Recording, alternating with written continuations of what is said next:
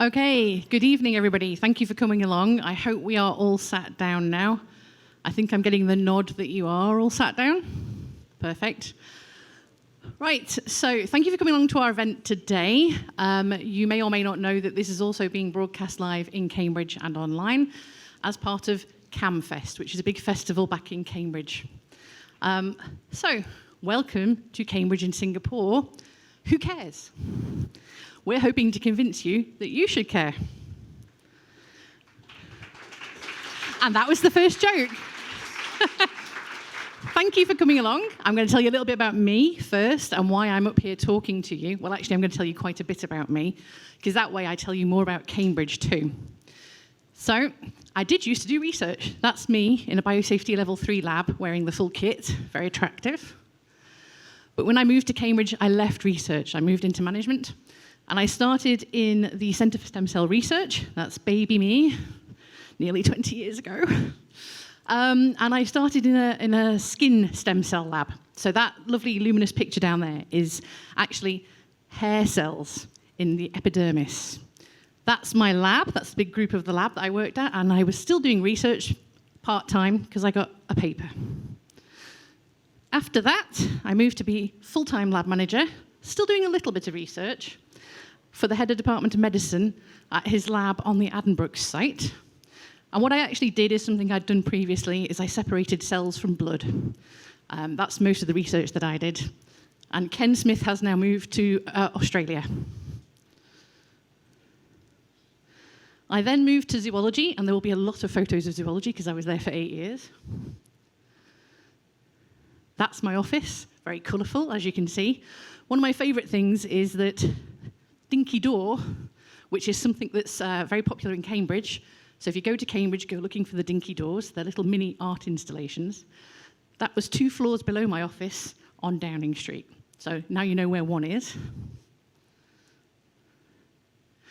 One of the first things I had to do when I arrived was the David Attenborough building was being refurbished, and I came in about a third of the way through. We had a giant fin whale that had been hung there for years. And that skull weighs several tons, and we had to move that so the new building could start. And this is what it looks like now. So if you go to Cambridge, or if you are in Cambridge, do go to the Museum of Zoology. That's the fin whale rehung in the entrance hall. And you probably want me to talk about animals, but I'll just say, first of all, I had a really great team. We had teaching labs and a lecture theatre. And I'm pointing that out because some of the Cambridge Festival activities will take place there. So if you're in Cambridge, go along. But let's get to the animals. So these are some of the animals that we had in zoology. Only as visitors, I should add. We didn't actually work on these animals. They're probably all fairly familiar to some of you. I can tell you the millipede felt like scratchy Velcro. I wasn't keen. That's me holding the frog. The frog was very warm. The meerkat was put on my shoulder, went straight to my head. You know how they sit and they do that from the high point? They've got very sharp claws. That hurt. But more importantly, I was worried he was going to wee on me. So I stood like this for 5 minutes, and then they took him off me. The big skeleton you see there is a giant sloth. They were extinct about 12,000 years ago, and that's in the museum, so you should go see that. It's the size of a giraffe. And the picture I've saved for last, where I look terrified because I am scared of spiders, that's me holding a tarantula for about 1 minute for the picture.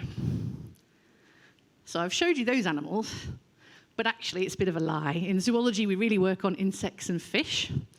So those 2 pictures at the far side are sticklebacks, which are fish native to the UK. And we would go and catch those from little streams, and even from the River Cam, which runs through Cambridge. And we would use them for undergraduate practicals. Now, they were not harmed. They were used for behaviour, so how they reacted to predators. And then at the end of the term, we'd put them back into the rivers and streams we got them from. These are African cichlid fish, which are very interesting genetically and behaviourally. So we had a few teams that worked on those. And I've saved what I think is the most interesting thing for last, which is down there.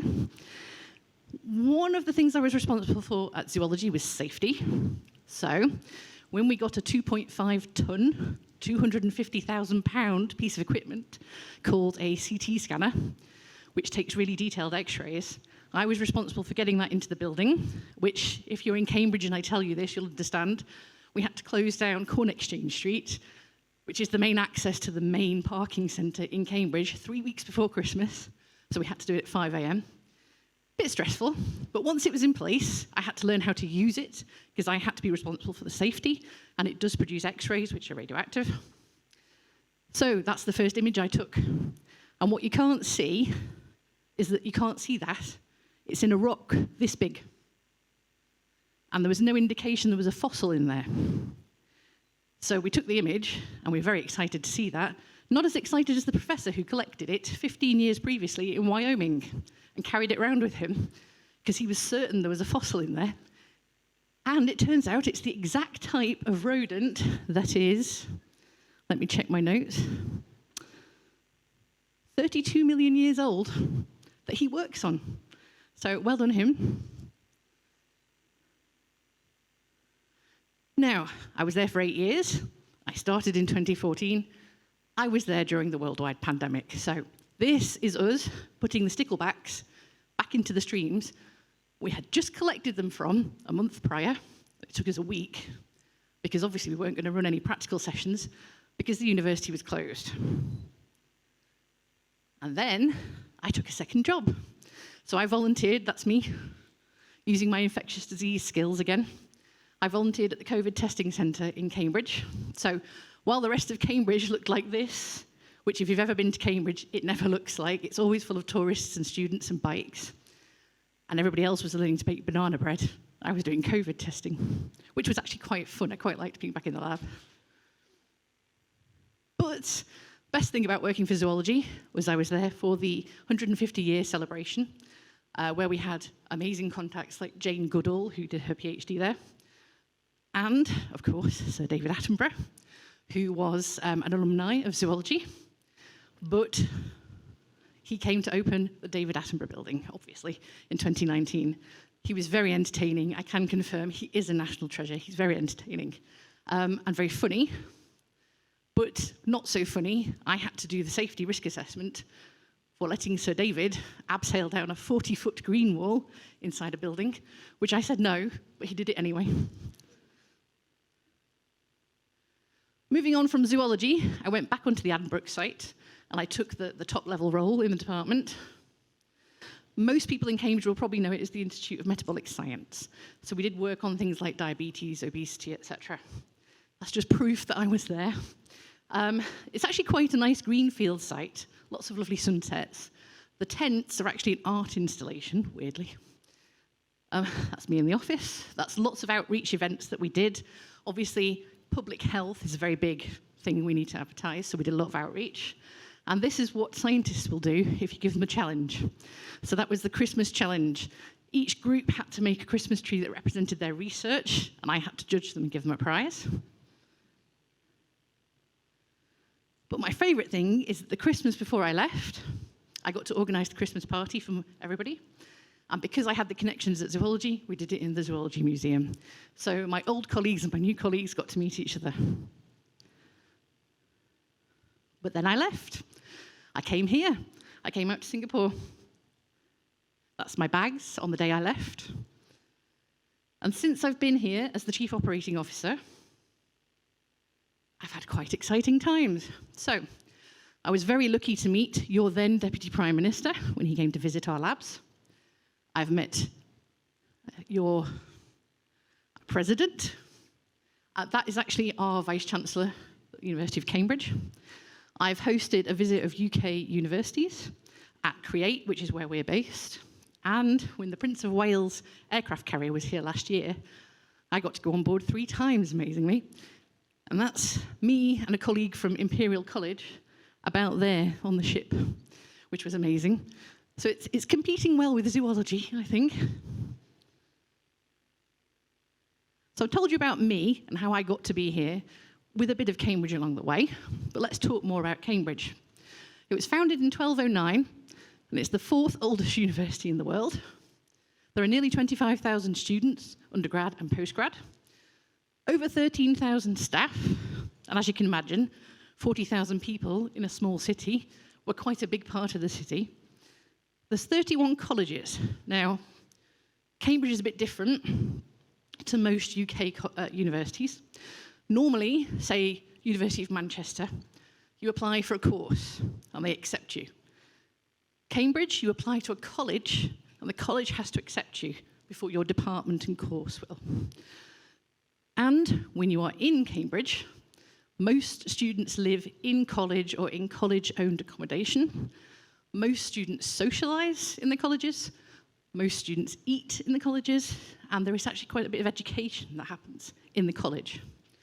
So it can be quite college-centric. We're very proud of our students, including our alumni and affiliates. So we have 126 Nobel Prize laureates, 47 heads of state, including your previous Prime Minister, 217 Olympic medalists, and our students now come from 142 different countries, and of course we have significant populations of alumni here and in Hong Kong and in China, amongst other places. Now the buildings, which include this lovely building, which is King's College Chapel, which is a very famous building in Cambridge. I took that photo during COVID because there's normally 200 students and tourists in front of it. Most of the buildings take up quite a lot of space of Cambridge, so 480,000 square metres in the Cambridge city centre and just outside. Being so big, being such a big part of Cambridge, we are a big part of the income to the region. So the annual university income, not including the companies that we have, is about 1.77 billion GBP each year, just over a third of which is research grants, which is why research is so important to Cambridge. Our current Chancellor is the Right Honourable Lord Smith of Finsbury. I mention this because he's meant to come to Singapore in April. I'll keep you posted. And our current Vice-Chancellor, as you saw in a previous photo, is Professor Deborah Prentice. Cambridge is also famous for other things. That's my bike. Everybody has a bike in Cambridge. Punting. The river runs right through Cambridge. Punting is a very popular activity. It's a type of boat that you propel with a big stick. It's hard work. I recommend you get somebody else to punt you. And if you caught any of our social media before this event, you might have seen me promoting Newton's apple tree. I have to come clean, it's not Newton's actual apple tree, it's a cutting from his actual tree. His actual tree is in his garden at his home. He did actually come to Cambridge in 1661, but there was another worldwide pandemic, bubonic plague, so he had to go home. And when he went home, that's when he had the idea for gravity. And then, I have to mention the Eagle Pub, not because it's a pub, but when Watson and Crick, allegedly, discovered the structure of DNA, the story goes they went straight to the Eagle Pub for a drink, and there is a plaque to commemorate that. Now, it wouldn't be fair to mention that without saying that actually, although they won the Nobel Prize, Rosalind Franklin and Maurice Wilkins should also be mentioned because they helped. And I should also say, the building that Watson and Crick did their work in was under zoology's care until a couple of years ago. So I looked after that building. And the lab where they did their work still has the original pegs on the wall where they hung their original model, which I thought was pretty cool. So, I've talked to you quite a lot. Now we're going to ask you a question. You can join in by using Menti on your phone, either scan or use the code. And we're asking you some questions.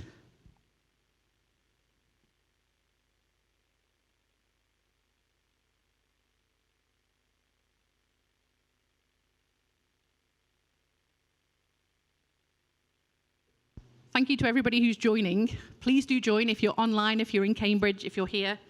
We're doing it this way so that everybody can ask a question or answer a question if they want to. So after this, there will be an opportunity to ask some questions.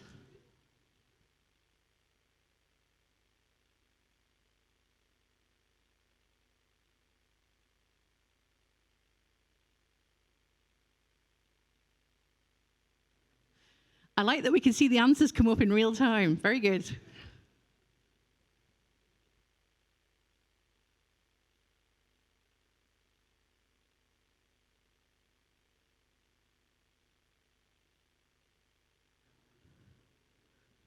Keep joining, keep answering.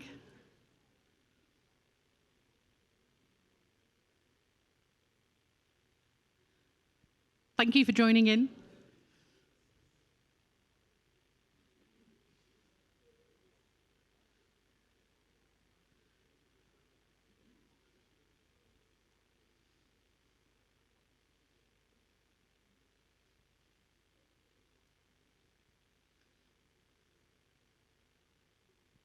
I'm waiting for the signal to give the answer.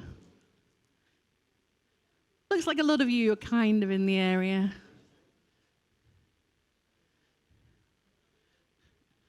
$817? 817 years old. That's how old Cambridge is. Thank you for joining in. For the record, I was in Cambridge for the 800th anniversary. Oh my God, I'm so old. Now, next question for you. Do you have one word that you can use to describe Cambridge now that I've talked a little bit about it?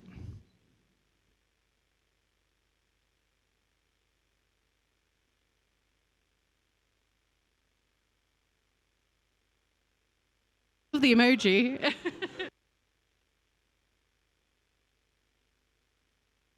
Any cold when it snows, guys? Harry Potter, I saw that flash up.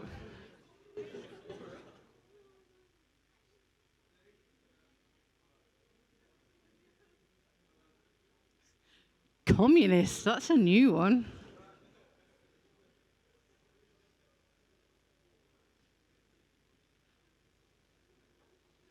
Old, yes, definitely old. Academic. Who put Oxford? Who put Oxford, honestly? It's okay, we do like Oxford a little bit. I'm seeing bike, old and prestigious as the biggest words.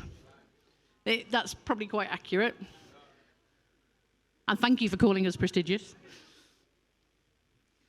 Expensive, well, not the cheapest place, that is true, but hopefully you will think it's worth it.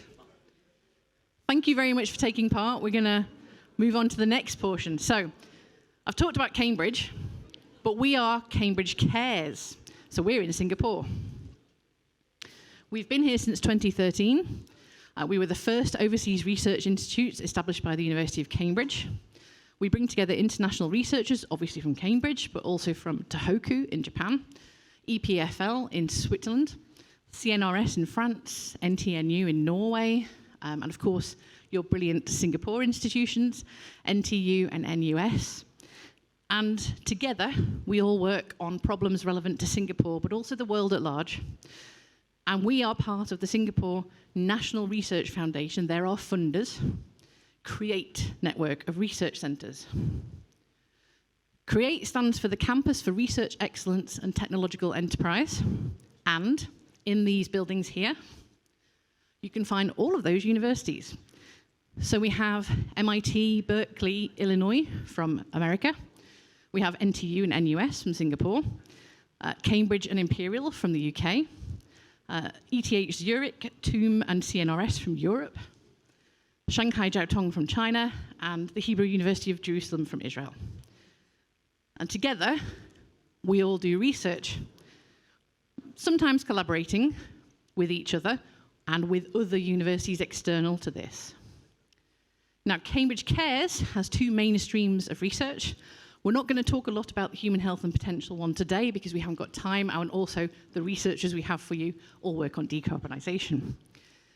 We have a couple of projects in this area and another one coming online soon. The ones that we have are looking at how the urban environment influences your health. So humidity, the route you walk to work, air pollution, whether you're near a supermarket or a hawker centre.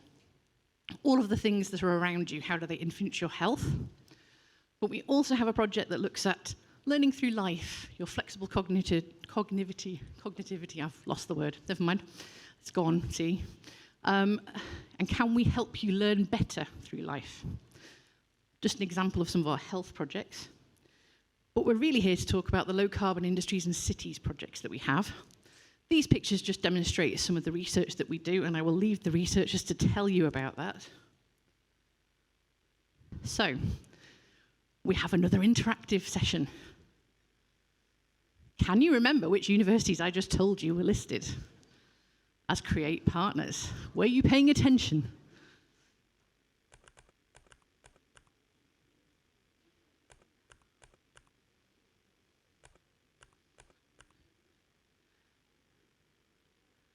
I think you might have been paying attention.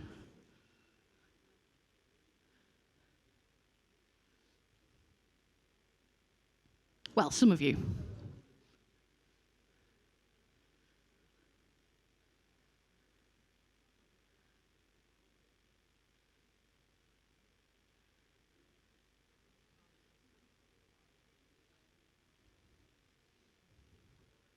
Go on, keep voting. Be certain in your choices.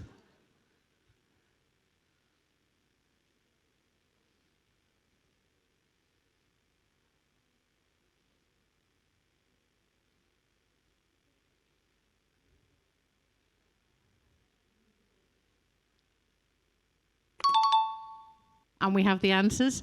Only a few of you got a few of them wrong. We do not have Melbourne, Stanford, or Yale here. Thank you very much. And now we have another interactive section. I've talked a little bit about cares in Singapore. I'm guessing the Singaporeans might have something to say about Singapore, but what about you guys in Cambridge or the UK or online? I like that you went straight for hot. I agree. Oh, there's a similarity between Singapore and Cambridge. Expensive. Okay. Humid, also true. Multicultural, yes. Port, we'll talk about that shortly. Merlion, yep. Extremely hot, and chicken rice. I like that you've all gone for chicken rice as well. I have tried chicken rice several times. Competitive, a bit like Cambridge, actually, yes. Very interesting seeing what you're writing.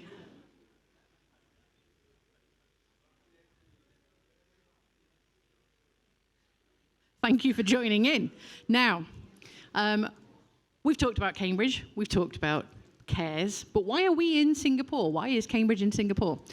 One of the reasons is right there. So Singapore decided quite some time ago, over 20 years I think, to really invest in research, innovation and enterprise and be one of the best in the world at it. And you're doing very well, Singapore. That newspaper clipping is from December last year, when the next announcement was made about how much is going to be invested over the next 5 years, $37 billion, Sing dollars. The quote there says that the investment is a small fraction of what the whole world invests. And while that is true, it is actually 1% of the GDP of Singapore, which is fantastic. So that's an excellent reason to come and do research here.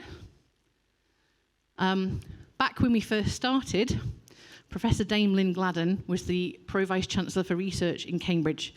And she was already doing some collaborative research with Singapore, as were some of our other professors. And she was very supportive of setting up this centre here because she knew what the research environment was like. We've got a couple of our Vice Chancellors over the years shown visiting us there.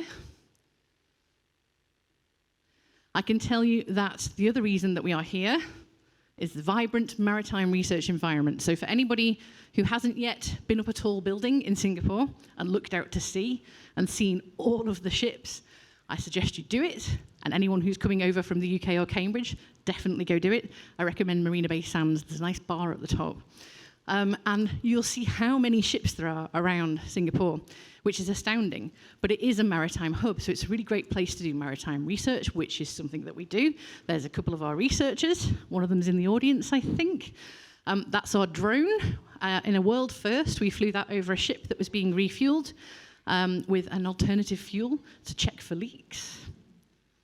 It's also a really great place for the chemical and pharma industry. In fact, you have a little island called Jurong Island, where there's a concentration of these, including a research institute funded by A-Star. So again, really great place to do research. And of course, you're a city-state. You are small but well-defined. You have a large population. Your buildings, your networks, etc., all really well defined. So it's a great place to do health research and human research. And now we have the last interactive session with me talking, and then you get to hear from actual researchers. So, are there any questions that you want to ask about any of what I've said? If it's specifics about the decarbonisation research, I would save that till later because we have a section for that later. But any other questions? Oh, I'm Liz. I didn't introduce myself. I'm so sorry. Hi, I'm Liz. How difficult is it to get into Cambridge? Well, you have to have really good grades. A lot is based on the interview as well, but if people want to ask about that, you can come and ask us a bit later.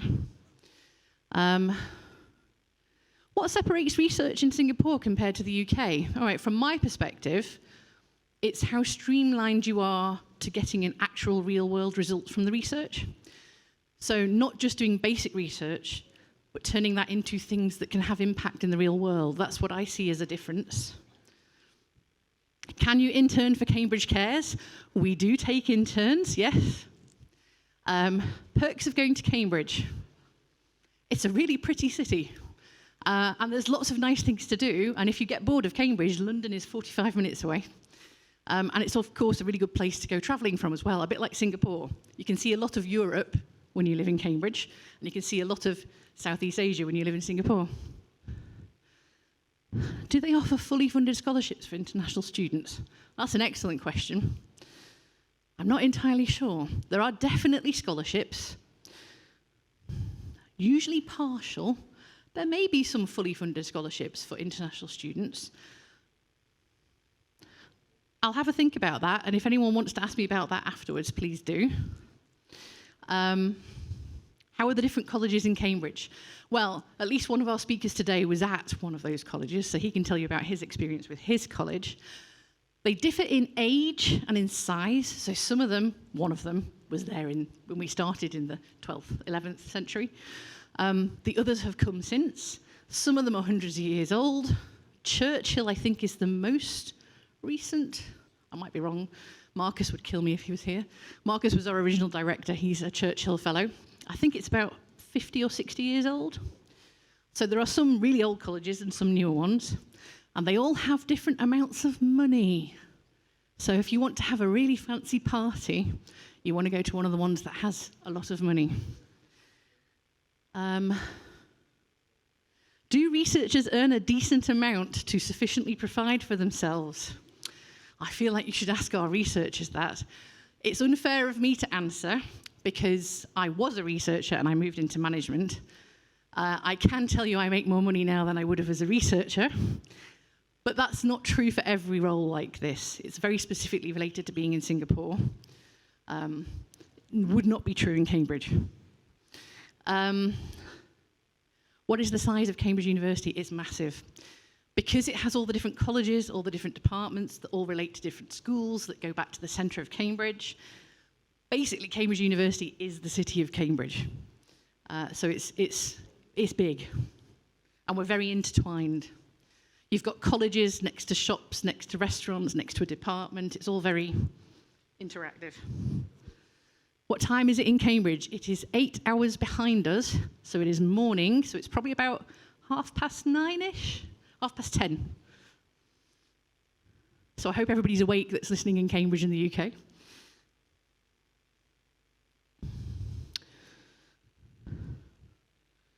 Okay. I'm sure there must be more, but I can't see them all. So what I'm going to do instead is I'm going to pass you over to the people that you've probably actually come to listen to instead of me. Our researchers. So I'm going to introduce you to Mark, who works on the HiComs project. Thank you very much.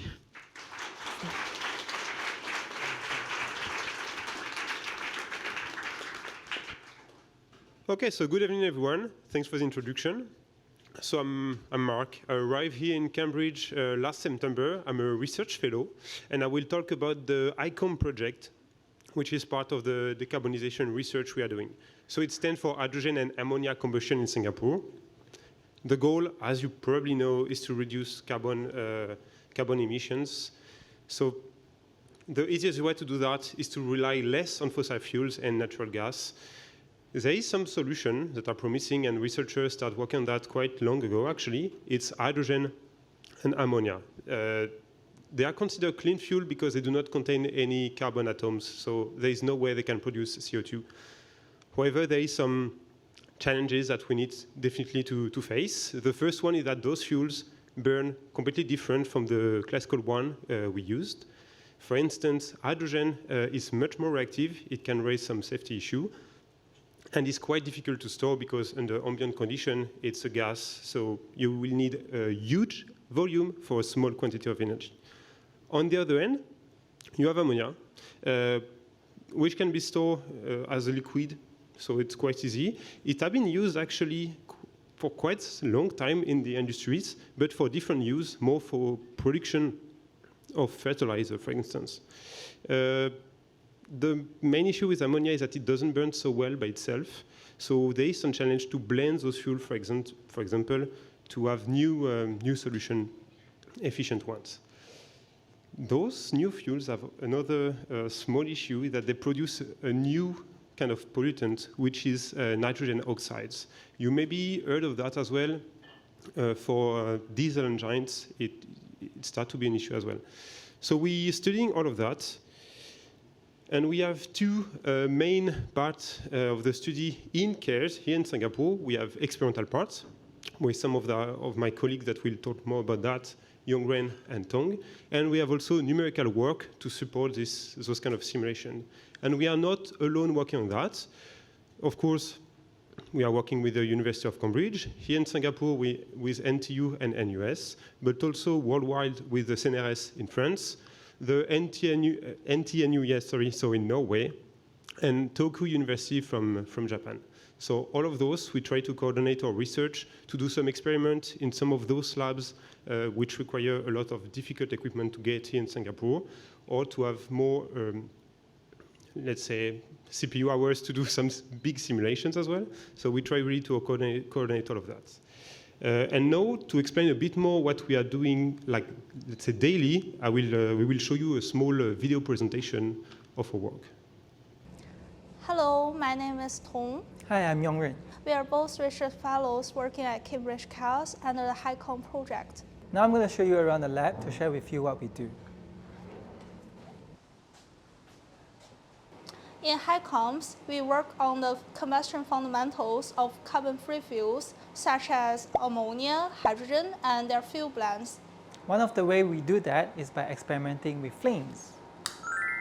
When we add more hydrogen into the methane fuel blend, the chemical radicals in the flame changes, which is why we observe the color change in the flame.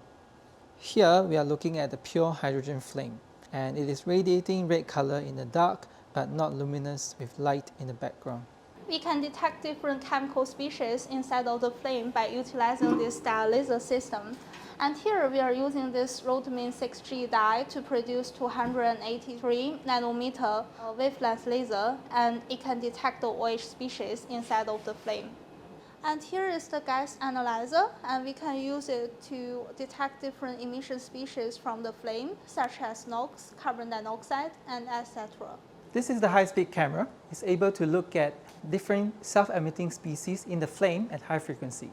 By using this filter and putting it on, we are able to look at the CH species in the flame. So this is an example of the image captured by the camera using the filter I showed you just now. What we are looking at is the change in the CH distribution in the methane hydrogen flame at 20 meters per second. That's a quick look at our lab. And next, we will have Mark to share more about how to study combustion numerically. Hi, I'm Mark, a research fellow working on the HiCom project as well. As you just saw, experiments are essential to understand the fundamentals of combustion, but they have their limits. Some key quantities inside a flame, such as local temperature, reaction rates, or radical concentrations, are very difficult to measure directly. Also, certain configurations can be too dangerous, costly, or complex to investigate experimentally. And this is where I come in with numerical simulations. They allow us to test ideas before building anything. For example, using only simple models, we can see how changing a fuel composition can impact the flame stability, burn gas temperature, and overall engine efficiency. Here, for example, you can see how the fuel-to-air ratio of an ammonia and hydrogen flame impacts the pollutant emission, NOx in our case, as well as the fuel efficiency.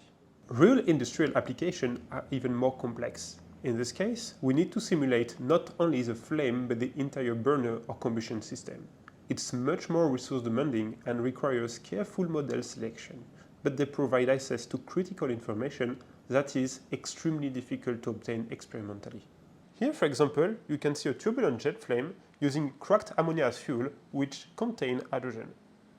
Numerical simulation also allows us to explore extreme and risky conditions or to isolate fundamental combustion mechanisms that are hard to observe in the lab. Here, for example, what you are seeing is an oscillating ammonia and air flame in an heated pipe.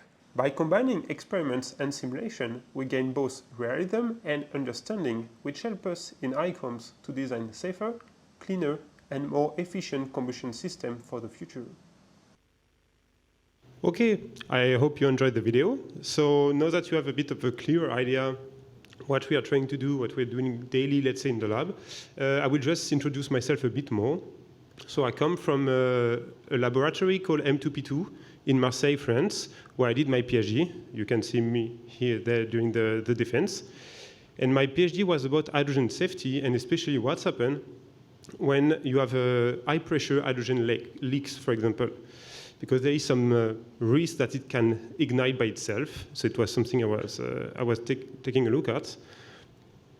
And I really wanted to continue studying those kind of new fuels, because there's a lot of challenges that needs to be solved, and I wanted to be part of that from the research perspective. And that's how I end up continuing working on that, on hydrogen and ammonia here in Singapore, in Cairns. So what I'm doing really nowadays is studying numerically this kind of jet flames. So we will inject at high velocity a mixture of ammonia and hydrogen, and we want to study the stability of this kind of flame, how the NOx, so the pollutant we're interested in, will be formed, how can we reduce them, and also to adapt numerical models that are used for research, but also to bring them to industrials so they can design more efficient engine faster. And that's all about me. I will leave the floor to my experimental colleagues. Yeah. Tong first, sorry.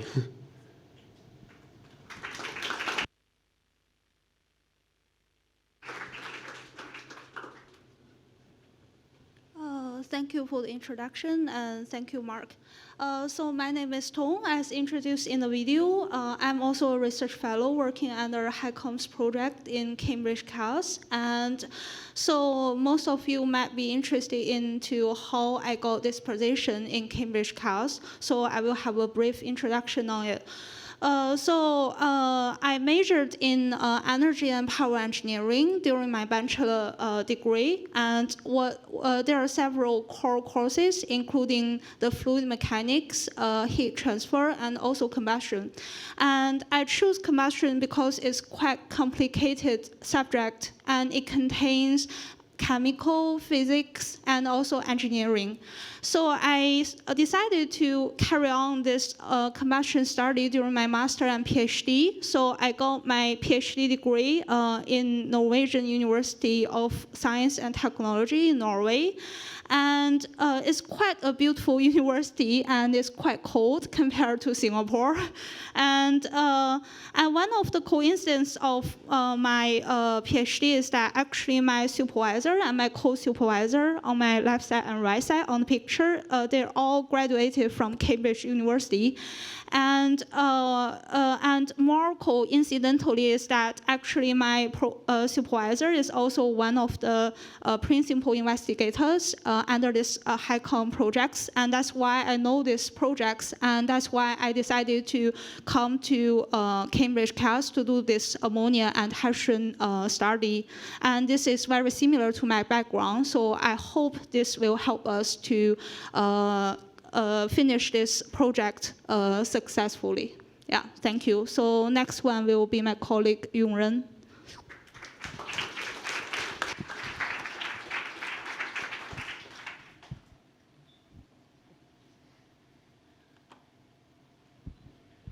Hey everyone, I'm Yongren. So I'm also one of the research fellows in the program.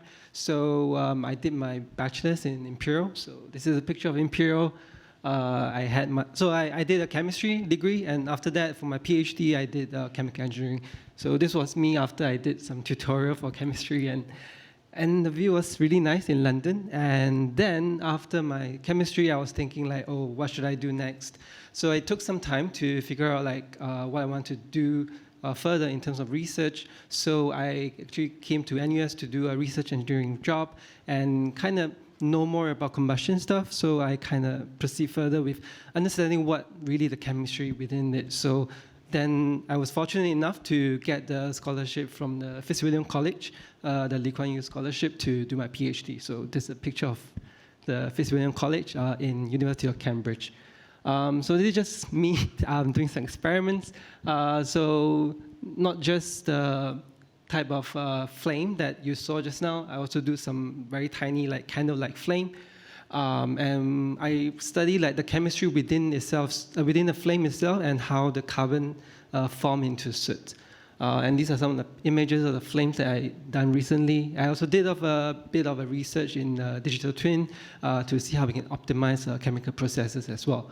So this is my journey so far. Now I'm proceeding further to understand how mixing hydrocarbon fuels and also ammonia and hydrogen is able to affect the formation of soot, and how we can kind of combine these few concepts to understand chemistry better and try to make our Earth cleaner in terms of using energy. But fun fact, before I did my chemistry, I really hated chemistry. But I want to challenge myself to really, like, why am I so bad at it? And that's why I ended up choosing chemistry. All right, so I should pass it back to Liz. Oh. I will take Okay, it, but thank we you have so much. some questions as well, actually.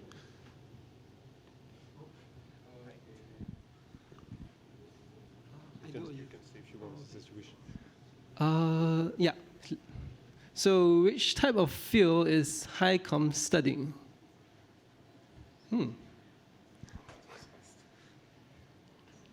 I think they've all learned to listen now. Well done, guys. Methane is close. Sometimes I use it.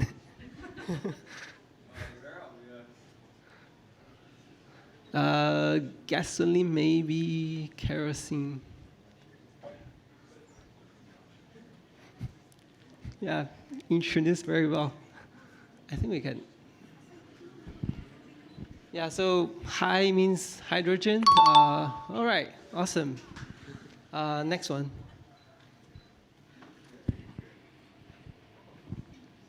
What do you think are the characteristics of these fuels?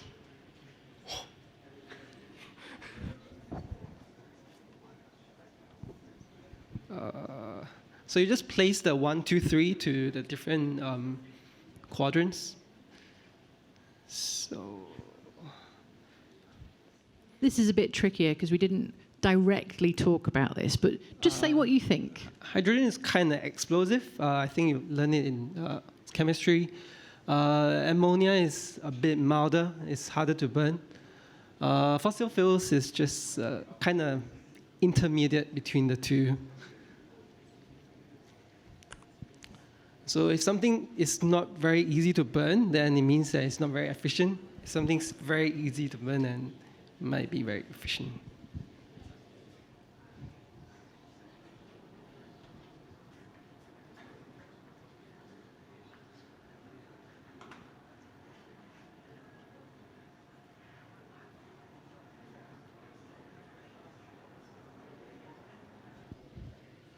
All right. Look about right, guys? Is that about what you would have put? Yeah, Yeah. Yeah? Okay. pretty close. Well done, everybody in the room and online and in Cambridge.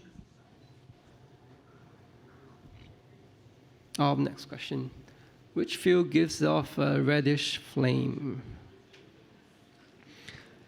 I like how keen some of you were there. Definitely paying attention.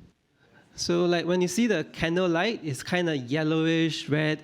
That's actually soot that's illuminating. But the one that we showed just now was just, the hydrogen flame. Yeah. So methane, if I don't burn it with a lot of oxygen, it can also become quite red as well. But yeah, the answer is hydrogen. Thanks.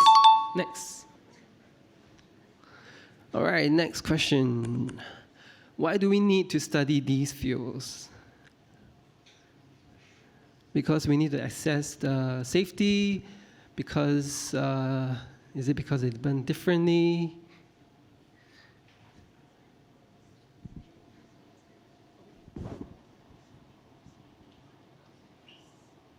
Some very quick answers there. There isn't necessarily just one right answer, I think. I think they need to arrange to In order of importance. A number of points you distribute.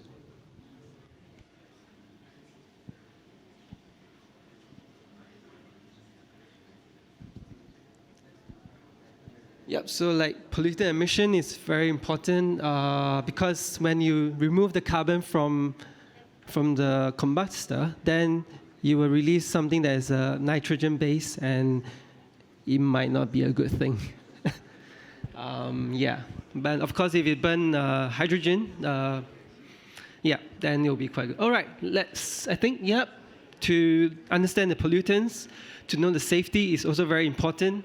Make sure it doesn't blow up things. So next, we're going to move on to Lex to introduce his project about SM3.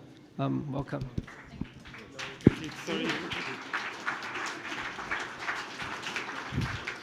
Hello. Good evening.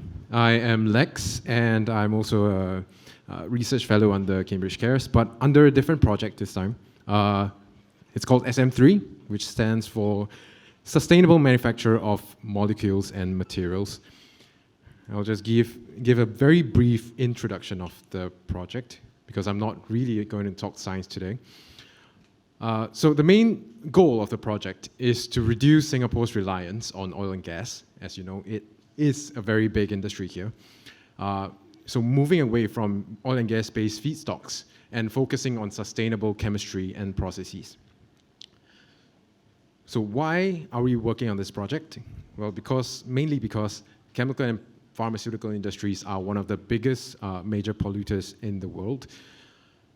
And making them sustainable would make a huge impact in terms of the global emissions, and not only in terms of CO2, also in terms of nitrogen oxides, like they mentioned previously, as well as liquid pollutants that are in some countries dumped into waterways.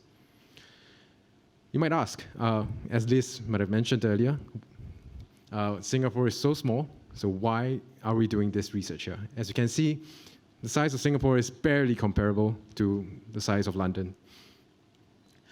Mainly because of the research-friendly government, so it's easier to get grants, and especially since they are ramping up funding to sustainable-based research in the recent years, as well as the close proximity between academia, government, and industry. So it's easier to get collaborations. You may be able to see impact sooner on your research projects.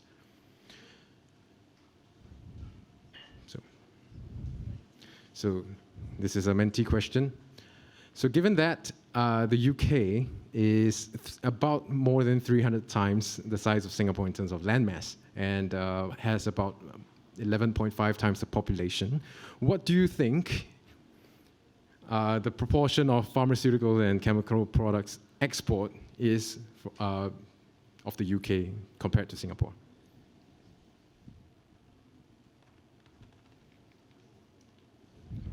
Very good guesses.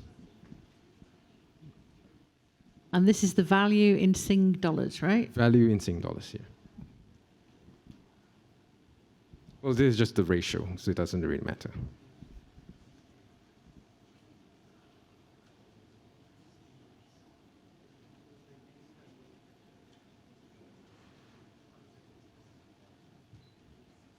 The results may be surprising.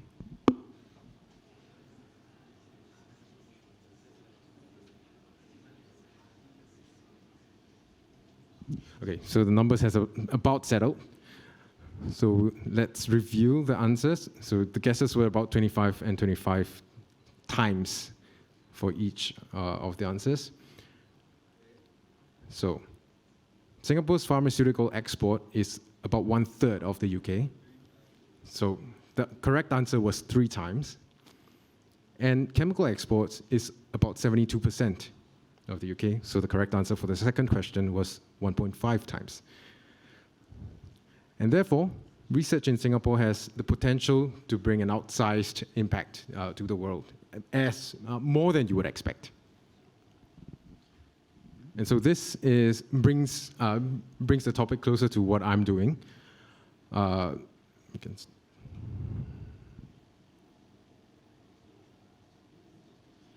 So in terms of chemical plants, what do you think is the average cost?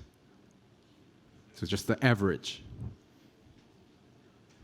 This is in millions of US dollars, right? Yes, this is in millions of US dollars. We're talking millions. So this is if you from put 10 100, million? you're saying 100 million. 10 million to a billion.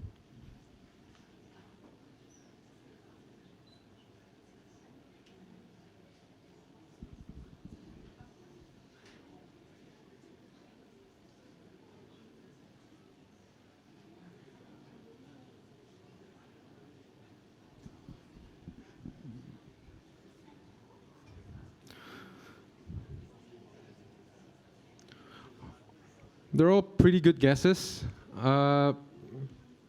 are definitely chemical plants in the entire range because it is a very diverse industry. But this is actually a trick question. The actual average is, can reveal the answer.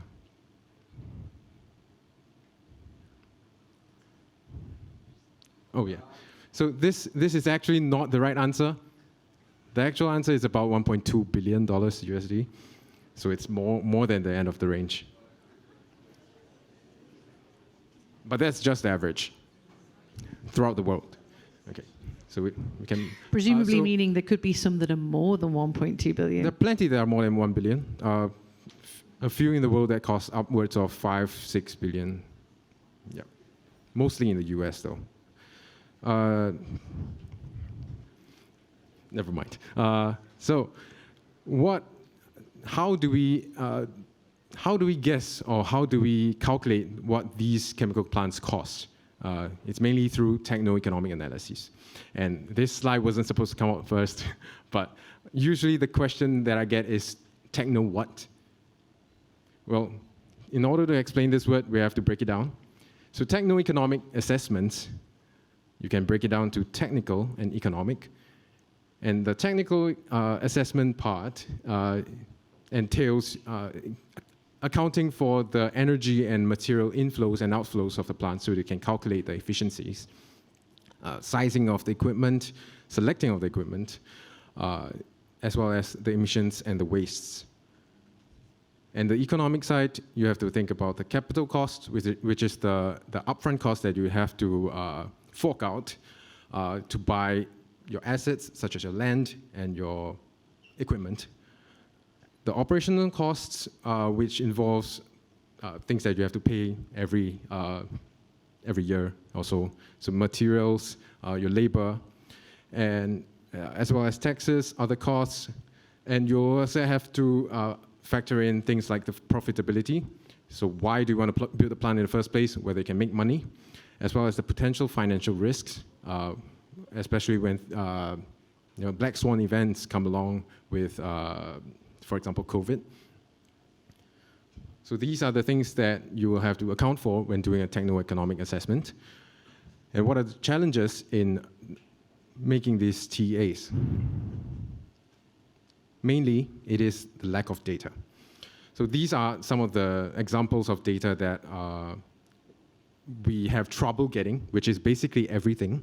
So we have to think of creative ways to get this data.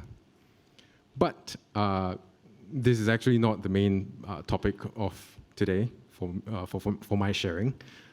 I'm actually going to talk about why or how I got into Cambridge Cares rather than the science. So just to share, I came from Tanjong Katong Secondary School, and the fun fact is that is the alma mater of Singapore's Prime Minister, Mr. Lawrence Wong. But I didn't really get very good grades, so I didn't go to a very good junior college. So I went to Singapore Polytechnic to get my diploma in chemical engineering. Well, because my friend told me to. He just told me, this is money making. And I believed him. And it would have been right if I went into the oil and gas industry, but I chose not to. But after Singapore Polytechnic, I did not get very good grades either. So I went into Singapore Institute of Technology instead of NTU and NAS to get my bachelor's in chemical engineering. It's a joint degree with Newcastle University in the UK. And afterwards, I went into NTU to do my PhD in the interdisciplinary graduate program. And my topic is about reutilizing waste incineration for CO2 capture. So there's a fun question coming up. So how many lions were there in the previous slides? Lions, for example, this one. Apologies to anybody at the back that might not have been able to see the bottom of the screen for this one.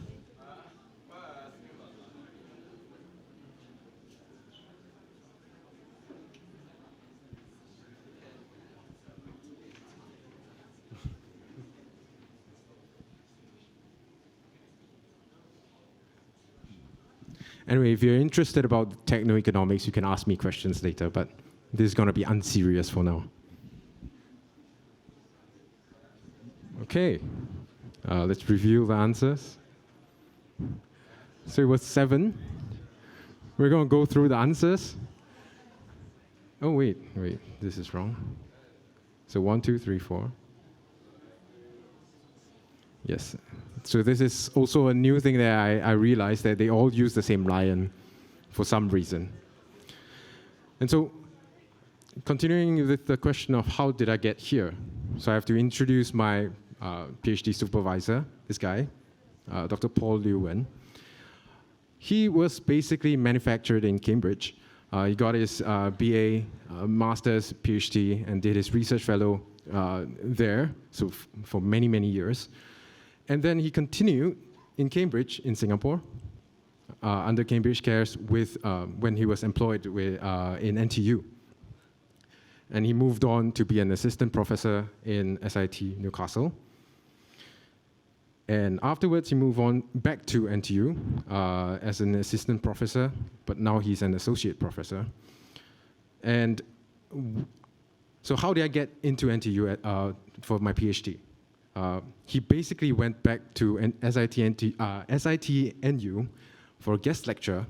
And during that guest lecture, he mentioned that he's looking for PhD students to do his CO2 capture project. And I was very interested in CO2 capture at that time. So I just went up to him, talked to him about it, asked him questions, and then there were some email exchanges.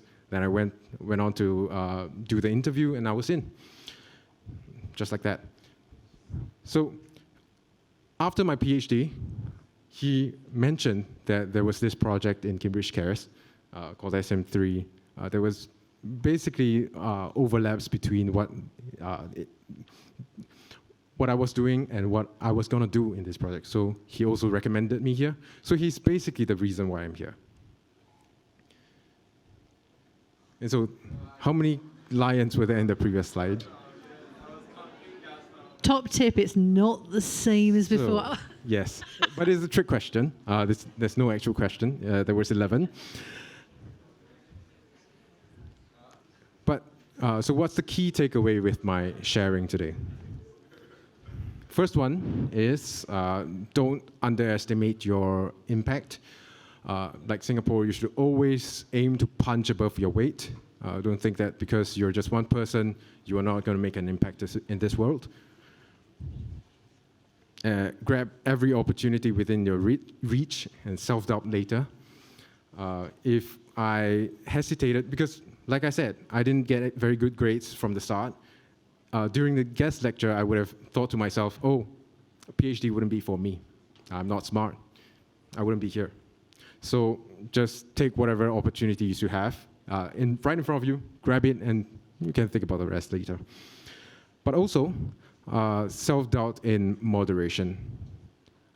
Because if you don't self-doubt, you just become complacent and things get worse from there.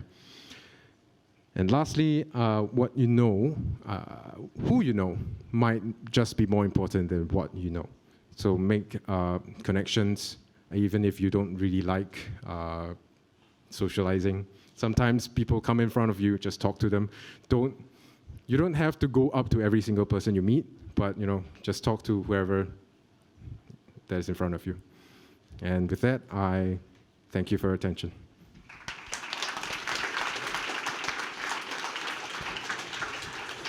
Thank you, everyone. Thank you to our researchers. We're actually all going to grab our chairs and come on stage now. So brief interlude while we move some furniture.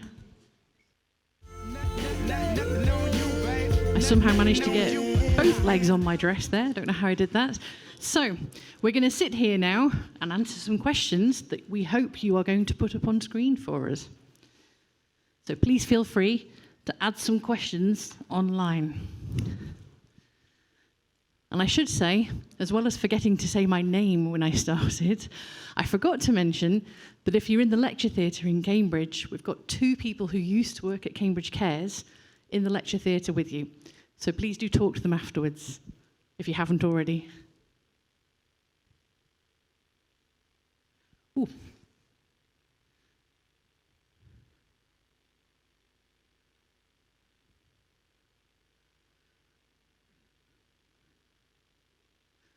Ooh, some interesting ones. How does flame work? Can anyone answer that? That's difficult. Yeah, I mean, it's not that. So, I mean, every year, if you have celebrated birthday, then, you do. Okay. Anyway, so when you light up a candle, it's just converting the wax, which is just the fuel, into very small particles and then very small molecules, and then it starts to receive the heat and oxygen, and it has the chemical reaction within it, and then it just start the flame itself. Of course, the flame will not start on its own. It needs the one of the ingredients, so it needs the fuel, the oxygen, and also the heat.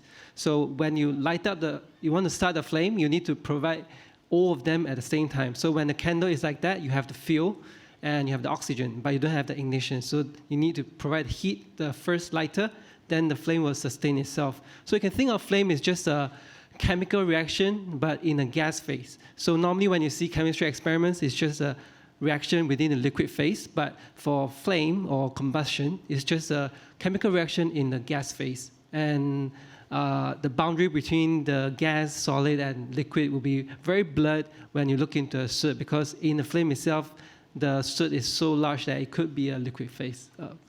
That's a really good answer, actually. Thank you. I'd never thought of it as a chemical reaction really before, but it is. Yeah, but when you blow it, the soot starts to come out. So that's the proof that soot is actually formed in the flame, and surrounding it is the full oxidation. Yeah. I'm going to pick an easy one, actually. So is it possible to do research at Cares for my PhD at Cambridge? We do a Cambridge Cares PhD studentship. Yongren, in fact, is one of those students.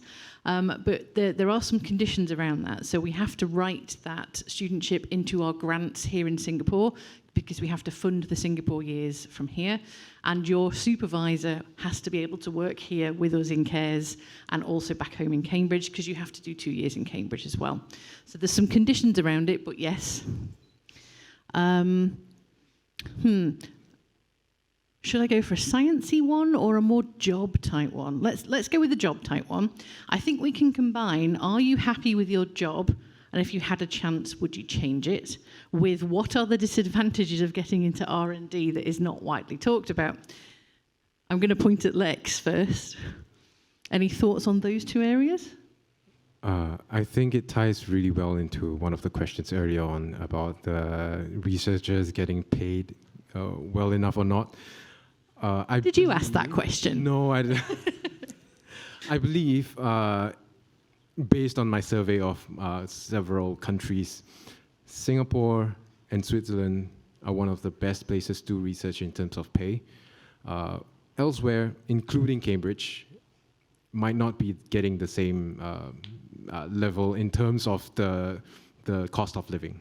So And it's good enough Harvard, I here. can confirm, and Harvard, because that's where I did my postdoc. Did not get paid a lot.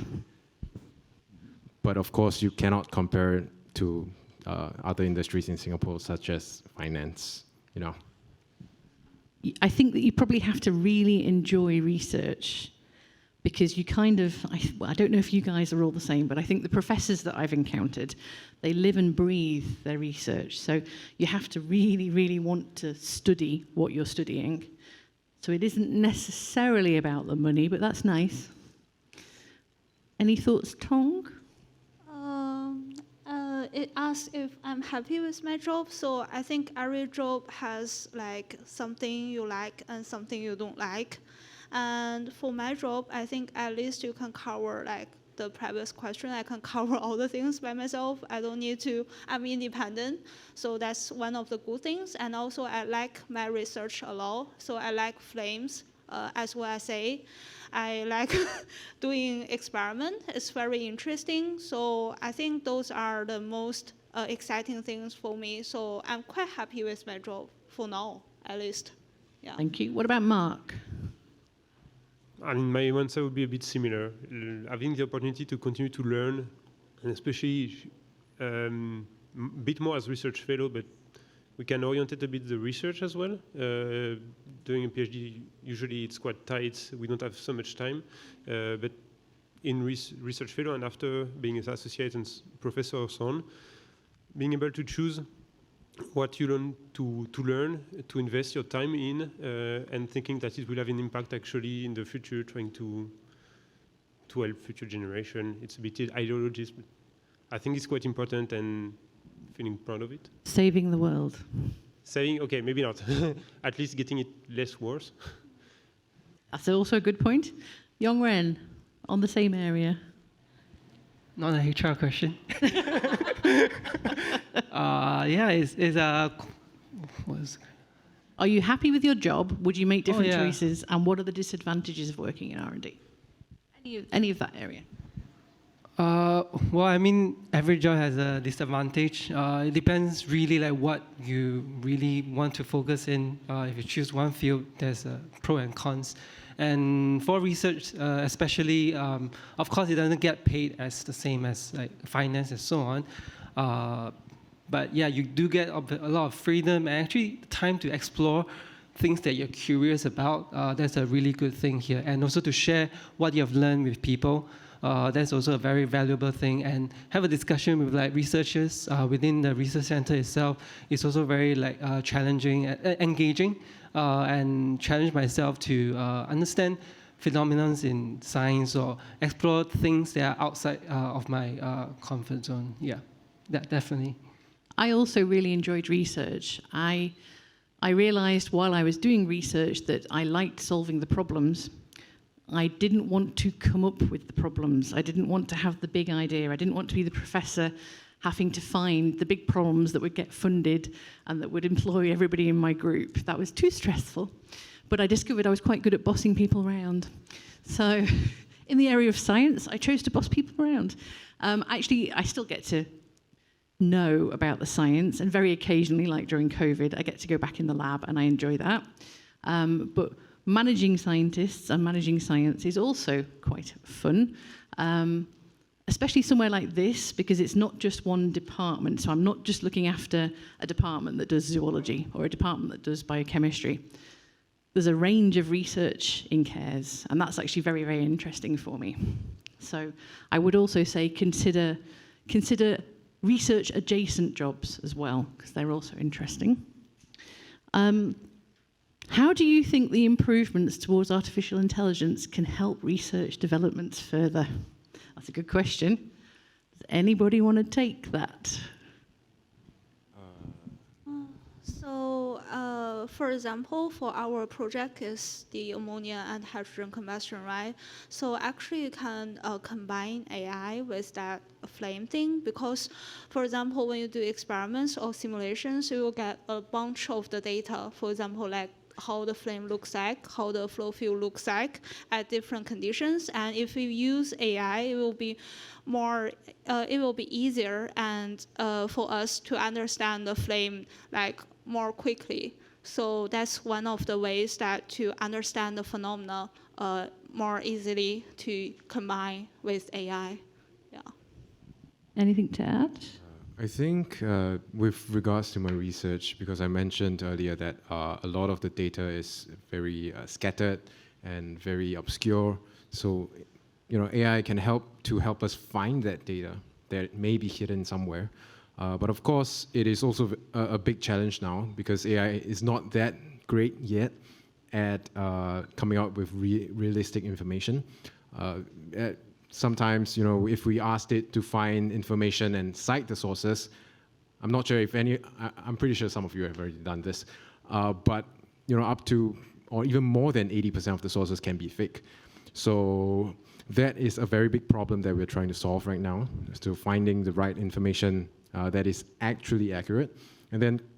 But AI can help us to compile that information much more quickly, as well as building of programs or building of algorithms that can also help. Thank you very much. I did see a question saying, could I talk more about zoology? I could tell you lots about zoology, but we are here to talk about our research. I'll just say, if you come and talk to me later, ask me about the eels or the leeches, either or. Okay. How do you intend to use the research data here for future purposes, maybe like in industries? That is actually very good. So one of the things I said about Singapore being slightly different to the UK is that you have a really good pathway for taking the research into the real world. And of course, the idea with HiComs is to take the research into the real world. So I think what you guys are looking at is new fuels for ships, for planes, trucks, cars, cleaner burning fuels. So the idea is to take what we're doing now and put it into the real world. And the same is true with SM3. So we're looking at making the chemical process greener, more efficient, etc. For us, we are also trying to make the process of techno-economics. So from the design of the process, the chemical process itself, up to the costing of the process, also the building of the plant, usually takes a very, very long time because you have to gather the data and do all the analyses by yourself or a team. But with this automated program that we're building, we're hoping to reduce the time needed so that we can compare processes much more quickly, so that we can see which are the processes, which are of the sustainable processes are also economically viable. Yeah, so, and also for like the combustion stuff, even though you see that we only do like flames, by doing those experiments, we are able to do it a quick and easy way to figure out what is the chemical model that can be used for designing engine, gas turbine, and so on. So you can think of it that rather than running 10 experiments using the gas turbines, we run 100 scans of different mixtures, ratio, and so on. We build a chemical model, and then when the designers, the industries want to design gas turbines or engines, they're able to use the chemical model, put it into the system, their software, simulate a few gas turbine design, and then they actually run the experiment. I mean, their tests, it will really save a lot of costs and also save a lot of time. So this is the objective of HiComs, is to work really closely with the industry, try to understand what are their needs, what are their priorities, and then we kind of design experiments so that I can give them the data that they need for their future R&D research. Yeah, Liz. Thank you very much. I'm going to combine two sort of questions. So is Cambridge Cares well affiliated with A-STAR? Actually, yes, we are. So we've only talked about the research funded by NRF, National Research Foundation, today. But we have actually got a couple of projects that are funded by A-STAR, and we're hoping another one possibly soon. So we do work with A-STAR very well. What are our or their attitudes to student interns? Well, our attitude to student interns is we love them. One of our projects in the health area, and actually I'm going to embarrass Cheryl and point at her. She's standing in the back in a black shirt. Cheryl is the knowledge officer, I think. Knowledge broker. thank you, knowledge broker, for HD4, which is one of our health-driven projects, and we've just hired some student interns on that project, so sorry, bit late for you guys, sorry. But we do use student interns. We frequently have them. We've had them on other projects as well. So I would say just keep an eye out for adverts. And you can do lots of different things as a student intern. We will tend to advertise for the project where we need somebody to do something. And so we'll probably have an idea of what we want you to do, but we'll talk with you about what that might be. And I'm going to add that in to how to join CARES as a researcher.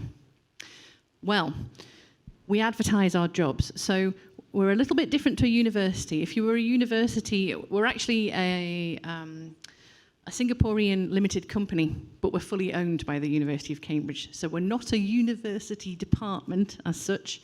We are actually a company. If we were a university, I could tell you that you need to apply for a grant and come to us as a fellow. But actually, we're more like a company in this sense. So we put all of the people that we think we need, all of the roles that we think we need on the grants that we apply for, and then we advertise those positions. So if you're interested in coming to work for CARES, I would say keep an eye on the job boards, keep an eye on our web pages, because we advertise there.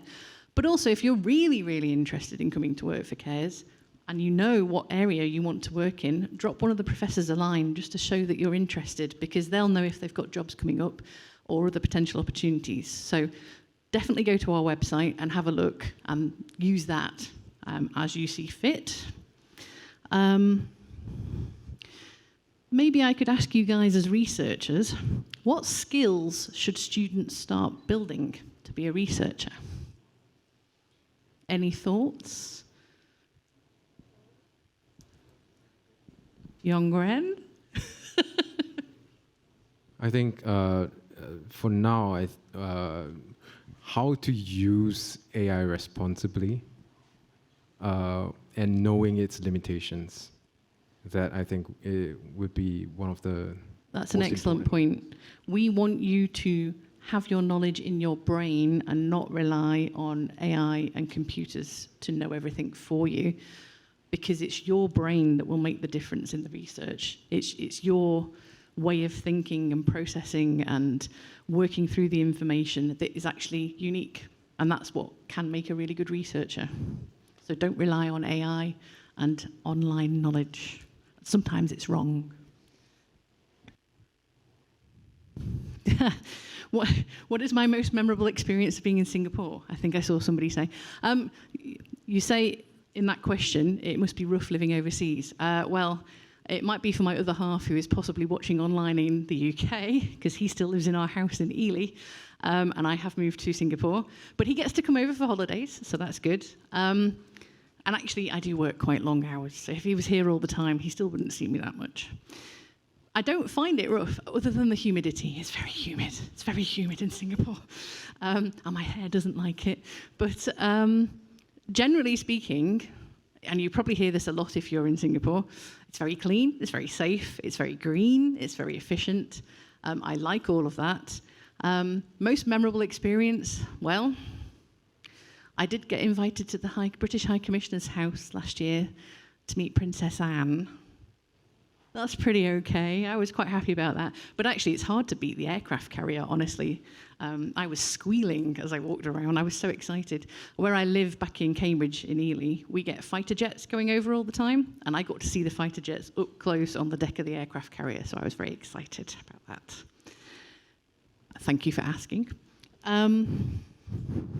How to get into Cambridge as a foreigner? I mean, you just apply. So if you have guidance counsellors or similar in your schools and colleges, they can give you strong advice about how to do that. And I know that the Cambridge admissions team come over quite regularly to do events, and we've helped them with that. So our team has helped them. In fact, we've hosted in Create, and we usually do advertise those things if they're happening. So keep an eye. You have just the same chance as anybody else of getting into Cambridge. Cambridge wants the best students, and we don't care where they come from. So you can be from overseas, you can be from, this is a popular topic in the UK, low economic background. Cambridge doesn't care, they want the best students. So you've got as good a chance as anybody else if you're good. Ooh, that's too big a topic. Any suggestions for school-based science research? My mum was a teacher. She may be watching online, so I'm not going to try and tread on her toes. That's a very big topic. I think we'll leave that one for the moment. Do Cambridge students need to move out every 2 months? I don't believe so. I mean, I think you have to leave your room for the holidays. Yeah, they need to find their own accommodation. But they can store your belongings, I think. There are some students who stay over the break, Some colleges make... Depending on the college, Yeah. Some colleges make a bit of money in the holidays, quite a bit of money in the holidays, by hosting conferences and things. So they sometimes need to use all the student rooms for that. But they will always try and find a solution, is what I understood. Like for summer, it's about 3 months, so definitely you need to move out. That's their money-making time. But like winter break, Easter break, it's just like 1 month. They normally would let you stay in, They do assume that you'd like to go home at some point, so the summer break is also for you to go home and see family and friends. Advice for us when choosing which college to apply to. I have to think Young Ren might be the only person that I can look at. So I didn't go to Cambridge, I just work there. I actually did my degree at Newcastle University, my undergraduate. It depends like what kind of environment you want to be in. So they normally would have a open house online. Probably you can go and visit and kind of get to know how the colleges are. There are old colleges and new colleges like mine, which is considered as a new college. So the environment, the vibe is actually very different compared to the old ones. Old ones has nicer views, but sometimes it may be a lot of rules and stuff. The new ones are more friendly and welcoming and open to open kind of rules. You kind of can suggest things and do events as you wish. But the more older one, they have more rules and stuff that might not much room for you to wiggle around. So it really depends on what kind of environment you want to be in. If you want to be recognized like Trinity, Kings and Queens, then you go for it. Depending on your priorities. And of course, if you want to look for scholarships, then that will also be something that you need to take into account because the scholarship sometimes is offered by the colleges. Yep, that's true. So if you want the full Harry Potter experience, you might need to go to one of the older colleges. But of course, that will come with rules and regulations, which might seem silly if you're not used to them. A lot of the older colleges back onto the river, and a lot of the newer colleges don't necessarily. So there's also that to consider. I think we can answer one of the more sciencey questions. Go ahead. So the second question, it was mentioned that Singapore needs to solve this greenhouse gas issue, and how does greenhouse gas impact Singapore compared to a larger area such as the UK, and which is more prevalent. So you might have heard that Singapore has this new project to build a long island along the east coast. So the east coast would be replaced by a coastal protection something. So this is because of the rising sea levels, because Singapore is an island. So that is a direct impact that rising greenhouse gases, how it affects Singapore. I'm not sure how it affects the UK, but I'm pretty sure there's something to do with how the Arctic winds move from the north to the south, and how if that changes, is going to affect the climate in the UK. But definitely both are prevalent. We'll do another science one. Actually, I think we can probably combine two of the questions there. So, is the hydrogen ammonia combustion feasible for large-scale power generation? And how would an hydrogen or ammonia fuel engine be different from a petrol engine? And I'm obviously looking at you three for this one. I will take it. So actually, for large-scale generation is probably the easiest application, because we have no constraint of compactness or stuff like that. And with the larger design, we're able to control a bit more like the NOx emission, to have, for example, recombustion, partial oxidation, to remove, the partial oxidation. And just as information, even for classical fossil fuel, if I'm not mistaken, is more like the large-scale gas turbine that are actually the most efficient. So for hydrogen and ammonia, it should not be so much of an issue for large-scale generation. The only issue I can have in mind is hydrogen has tendency to have some thermoacoustics instabilities. So I won't go too much into details, but depending of the size of your combustion chamber, you have some phenomenon you want maybe to avoid. I'm not an expert in that field, but that's the only issue I can think of. One thing to add is that actually ammonia can damage the metal, so it's quite different than the methane or petrol fuel, normal hydrocarbon fuels. So we have to make new metals or change the surface of the conventional metal surface to survive. Yeah. And what about how it's different to petrol engines? The combustion properties are completely different. As I tried to emphasize at the beginning during the presentation, they will burn at different speed. The temperature of the flame will be different as well. If you have too much hydrogen, you can reach higher temperatures that can damage the engine directly as well. As Tong just mentioned, if you have only ammonia, it can be a bit corrosive to the metal as well. So you need to find a new solution for that, especially if you want to have a compact design. There's a lot of engineering behind it, but even just from a fundamental point of view, having safe and stable flame without too much NOx emission, without too much what we call ammonia slip, because as you probably know, ammonia is a bit toxic as well. So we need to make sure that we are not going to invest too much into it and try to design too early without taking into account all of those phenomena. But in theory, there is already companies who are running prototype and demonstrator with those kind of fuels. So it's quite promising. Trying just to reach the best efficiency will be decades, I guess, of research and development. Thank you. I'm going to take two non-research questions. So is this webinar being recorded so we can watch it later? Yes, it is. So thank you very much for who asked that. And are there any research partnerships with Australia? Yes. We've just had a collaborator visiting us from Australia, actually, been in our labs for the last couple of weeks. We do indeed do research with lots of different people, including Australia. And we're not just limited to the countries that we've talked about. We have lots of research partnerships with lots of different people. We're not exclusionary. Anybody else want to take something? I can take the NOx one. Excellent.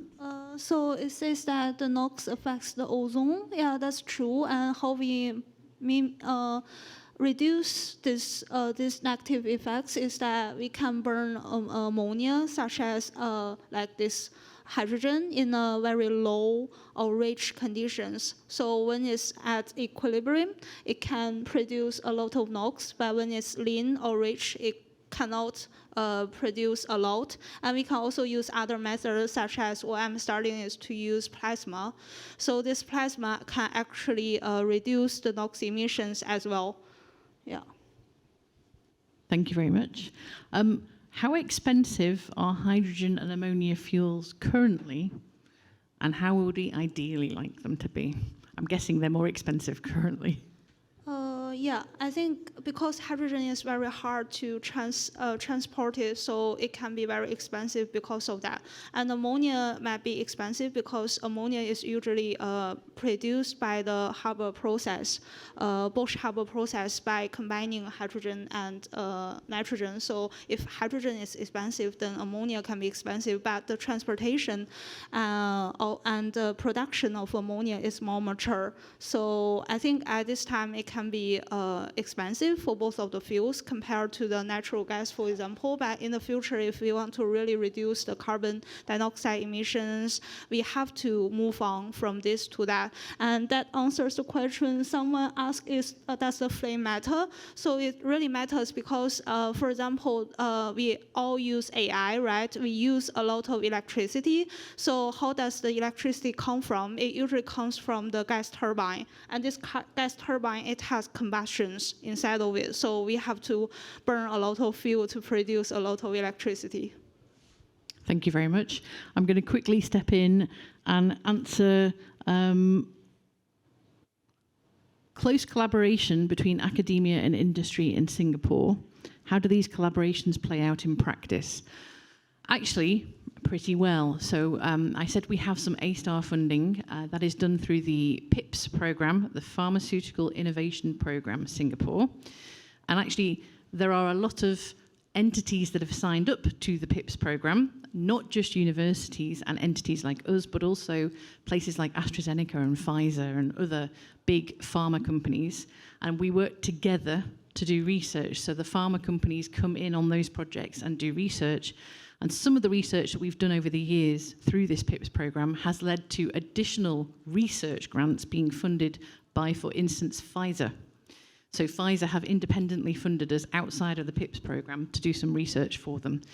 So I think, generally speaking, our experience of working with industry has been quite favourable, definitely in Singapore. I couldn't answer for Cambridge because I mainly worked in biological departments in Cambridge, and there's less opportunity. Well, there was less opportunity, but of course now AstraZeneca is in Cambridge, so there's more opportunity now, but there was less opportunity when I was there. There is also Cambridge Enterprise, right? So each university usually has a section which is designed to help scientists work with industry or pharma or things like that. We have Cambridge Enterprise back in Cambridge. In NTU, there's Intuitive. There is an NUS one that I can't remember the name of. But those team of people, they have the experience to help researchers work with industry, which is very useful. I have just been told to stop, so I'm going to stop there. We are, of course, all still here. So those of you who are in the room, you can come and ask us questions while we eat in a minute. But those of you who are in Cambridge or online, I'm really sorry. We have food and you don't. Sorry. But thank you for joining us. And we hope you'll consider joining us again for some of our events. Thank you.